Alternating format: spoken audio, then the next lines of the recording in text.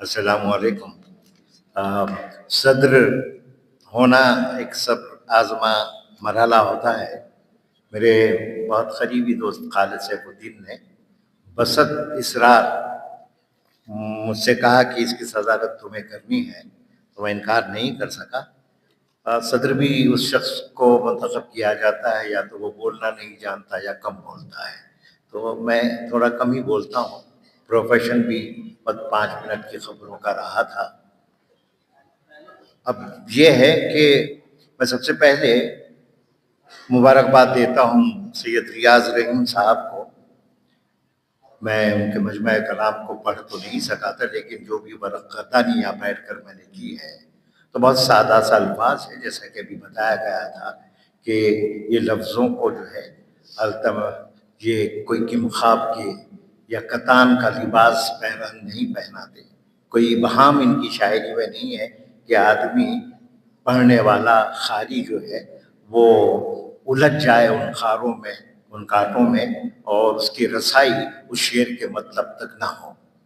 तो बहुत उम्दा और अच्छी आसान ज़बान में इन्होंने शेर कहे हैं, और ये शायरी के तमाम फ़नी महासिन को जानते हैं। शेरी जमालियात और शेरी हिस्सियात से भी खूब वाकिफ़ है।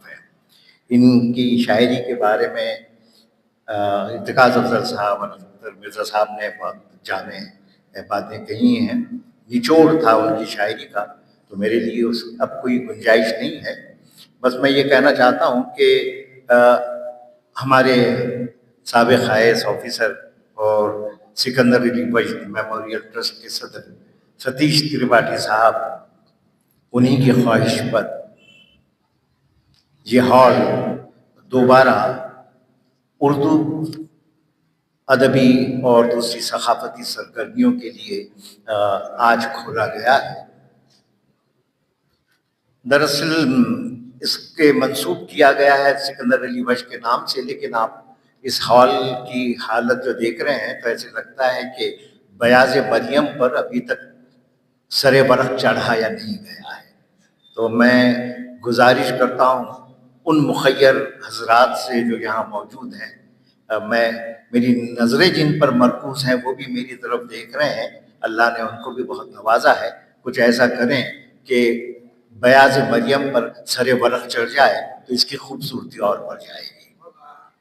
बहरहाल मैं अपनी तरफ से, गो कि मैं भी इसी ट्रस्ट का ट्रस्टी हूँ, लेकिन हमारे सेक्रेटरी पठान साहब, महबूब खान पठान साहब की कोशिशों को सलाम करता हूँ, सताइश करता हूँ, और वसील साहब इंजीनियर जो वारिसान हर्फ कलम के सदर भी हैं, इस ट्रस्ट के खाजिन, क्योंकि खाजिन बहुत अहम शख्स होता है, सब पूरी बागडोर उसके हाथ में होती है।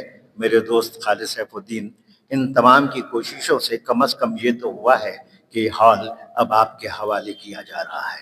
बहुत जल्द इसकी शराइत वगैरह भी हम तय करेंगे और फिर ये उर्दू सरगर्मियों के लिए वक्त कर दिया जाएगा। अब इसके बाद चूँकि मुशायरा हो रहा है तो मैं अपने सदारती कलमात, लेकिन आज मुझे थोड़ी सी एक शर्मिंदगी ये हुई कि मैं इर्तिकाज़ अफ़ज़ल साहब के बहुत करीबी दोस्त हूँ, लेकिन एक हद्दे अदब जो है वो हमेशा मैं मलहूज़ रखता हूँ। आज मुझे सदर बना दिया गया था इस महफिल का और मैं खामखा जो है बेचैन रहा। मैं उस बेअदबी के लिए माफ़ी चाहता हूँ कि उसके सदर वही होते और उन्हीं के हाथों जो है इसका इजरा अमल में आता। बहरहाल ये जो हमारा शजर अदब पर नए बरगुबार आए हैं, अहमद औरंगाबादी और उनकी तमाम टीम के, ये बरगुबार कहता हूँ मैं शायरी के, तो अब आप उन्हें भी सुनिएगा और हमारे जो कोना मश्क शुराए कलाम यहाँ मौजूद हैं उनको भी सुनिएगा। मैं अपने सदारती तकरीर तो होती नहीं है, सदारती तासुरात होते हैं, तो वो मैं अपने तासुरात ख़त्म करता हूँ और नाज़िम साहब से गुजारिश करता हूँ कि वो ऐलान फरमाएँ कि इसके फौरी बाद मुशायरा मुनक़िद होगा। बहुत बहुत शुक्रिया। अस्सलामु अलैकुम। आज के सदर अजीज़म ख़ान मुक़ीम साहब, डॉक्टर इर्तिकाज़ अफ़ज़ल साहब और आज के नौशाब आली जनाब रियाज़ रहीम साहब, तकी भाई और تمام ارباب ادب، میں زیادہ وقت نہیں لوں گا، بہت مختصر بات کروں گا۔ آج کا دن میرے لیے یہ بہت خوشی کا دن ہے، اور اس کی خوشی کی وجہ یہ ہے کہ وجد حال نے پھر سے کام کرنا شروع کر دیا ہے۔ اسی وجد حال میں ہم نے کئی پروگرام کیے، اس سے پہلے بھی کئی پروگرام کو میں نے بھی کنڈکٹ کیا، اور بڑی چہل پہل رہی یہاں پر۔ اس زمانے میں پورے شہر کا یہ مرکز بنا ہوا تھا۔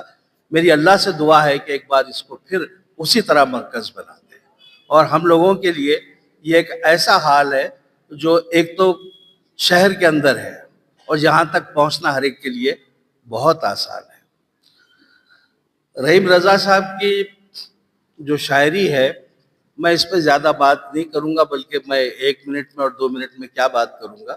لیکن ان کی شاعری کی خوبی یہ ہے کہ انہوں نے کبھی شوکت الفاظ کا سہارا نہیں لیا، عام سے سیدھے سادے الفاظ میں انہوں نے اپنی شاعری کو پیش کیا ہے۔ اور ظاہر ہے کہ جب سیدھے سادے الفاظ میں شاعری ہوتی ہے تو وہ دل پہ اثر کرتی ہے، پڑھنے والے کو متاثر کرتی ہے، تو یہ خوبی ان میں ہے۔ اب رہی بات اورنگ آباد، بلکہ پورا دکن جو ہے یہ شاعری کا بہت بڑا دبستان ہے۔ یہ اور بات ہے کہ شمال کے ناقدین نے اس کو وہ مقام نہیں دیا، لیکن کوئی مقام دے نہ دے، ہم سمجھتے ہیں کہ ہمارا علاقہ اپنے طور پہ بہت بڑا دبستان ہے، چاہے وہ قلی قطب شاہ سے آئے اور یا آج کے نئے شاعروں تک بھی آئے، تو ہمارے پاس ایک سلسلہ ہے۔ میں نے کہیں پڑھا تھا کہ راجستھان کے لوگوں کی خوبی یہ ہے کہ وہ بھوکے سو سکتے ہیں لیکن گائے بغیر نہیں رہ سکتے۔ میں یہی بات اورنگ آباد کے لیے کہوں گا کہ یہاں ہر روز شعر لکھے جاتے ہیں، اور وہ لوگ جو شاعری نہیں کرتے سونے سے پہلے ضرور کچھ نہ کچھ اشعار ضرور پڑھتے ہیں، اور اس کے بعد ہی سوتے ہیں۔ تو یہ اس علاقے کو ایک امتیاز حاصل ہے۔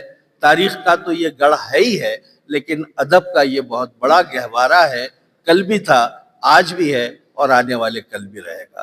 میں زیادہ لمبی تقریر نہیں کروں گا کیونکہ وقت بھی نہیں ہے، مشاعرے کا بھی وقت ہو رہا ہے۔